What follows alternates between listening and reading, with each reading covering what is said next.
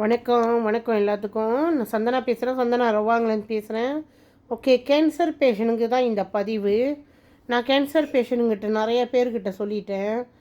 ரொம்ப பேர்கிட்ட இதை எக்ஸ்பிளைன் பண்ணிக்கிட்டு தான் இருக்கேன். எதுக்குன்னா நீங்கள் நல்லா யோசிச்சுக்குங்க. நானும் ஒரு கேன்சர் பேஷண்ட். நான் எவ்வளோ அழுந்திருப்பேன். நான் பிழைக்க முடியாதுன்ற இதில் இருக்கிறப்ப வாழ்வா சாவா அப்படின்னு தேடுறப்ப எனக்கு யாரும் சொல்லி கொடுக்க இல்லை. டாக்டர்கிட்ட கூட கேட்டேன். அவங்களோட வேலையை தான் அவங்க செய்வாங்க. அவங்களுக்கு தெரிஞ்சது தான் அவங்க சொல்லுவாங்க. அதுக்கு மேலே நீ வாழ முடியான்ற ஒரு நம்பிக்கை யாரும் கொடுக்க மாட்டாங்க. ட்ரை பண்ணுறோம், வளர விடாமல் இருக்கிறதுக்கு இந்த வார்த்தை தான் எல்லாருக்கிட்டையும் வரும்.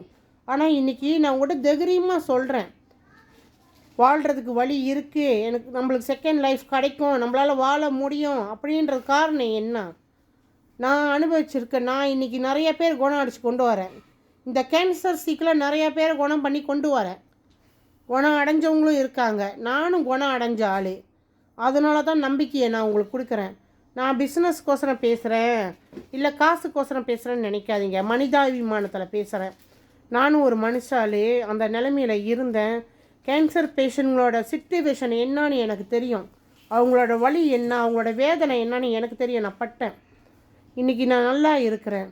கடவுள் எனக்கு வழி காட்டினாங்க. தெய்வம் மனித ரூபத்தில் தான் வரும், நம்மளுக்கு எல்லாத்தையும் நேரடியாக வந்து செய்யாதுன்ற ஒரு இது இருக்குது.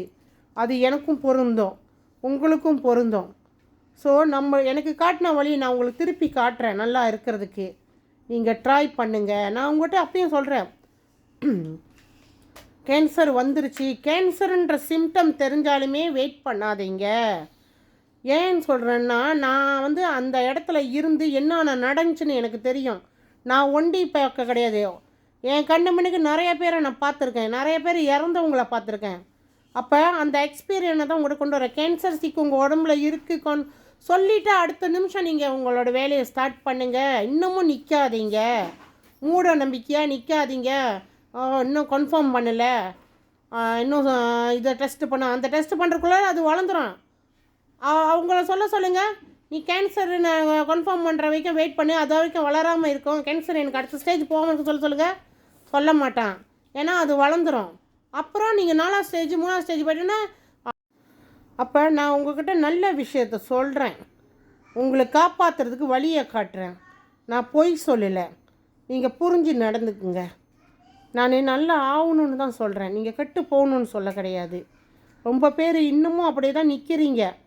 இன்னும் 2 மாதம், இன்னும் 3 மாதம் ரிசல்ட் வரட்டும் அப்படின்னு. அந்த 2-3 மாதத்துக்குள்ளார உங்களுக்கு ரிசல்ட் வந்துடும். ஆனால் அந்த ரிசல்ட் எப்படி இருக்கும்னு எனக்கு தெரியும், உங்களுக்கும் தெரியும். நீங்கள் நிறைய பேர் பார்க்குறீங்க. தயவு செஞ்சு இப்போயாச்சும் முழிச்சுக்குங்க. உங்கள் உயிரை காப்பாற்றணும்னு முடிவு பண்ணிங்கன்னா நல்லா யோசித்து நல்லா விசாரித்து ஒரு விஷயத்தை செய்ய ஆரம்பிங்க. கேன்சர் பேஷண்ட்டுங்களுக்கு இது கேன்சர் பேஷண்ட் மட்டும் தான் நான் இதை ரெக்கமெண்ட் பண்ணுவேன். ஏன்னா மித்தவங்களுக்கு எனக்கு தெரிஞ்ச சிக்கு மித்தெல்லாம் நிறைய இருக்குது.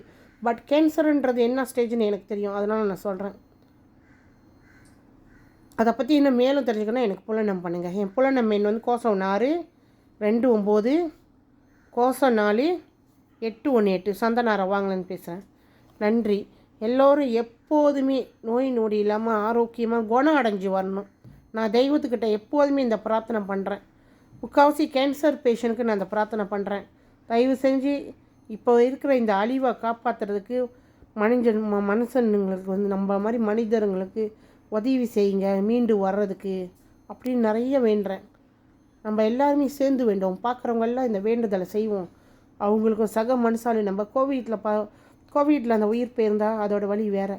இப்போ அந்த கோவிட் முடிஞ்சு 2 வருஷம் கழிச்சு அழியிற அழிவு பெருசாக இருக்குது. ஆளுங்களோட வேதனை, வலி, வேதனை, கஷ்டம், பணம், காசு எல்லாத்துலேயும் வேதனைப்படுறாங்க. அதுலேருந்து அவங்களாம் மீண்டு வர்றதுக்கு நம்ம பிரார்த்தனை பண்ணுவோம். நம்ம நல்லா ஆகிட்டோம்ல, இருக்கிறவங்க நல்லா வர்றதுக்கு பிரார்த்தனை பண்ணுவோம். நன்றி, வணக்கம்.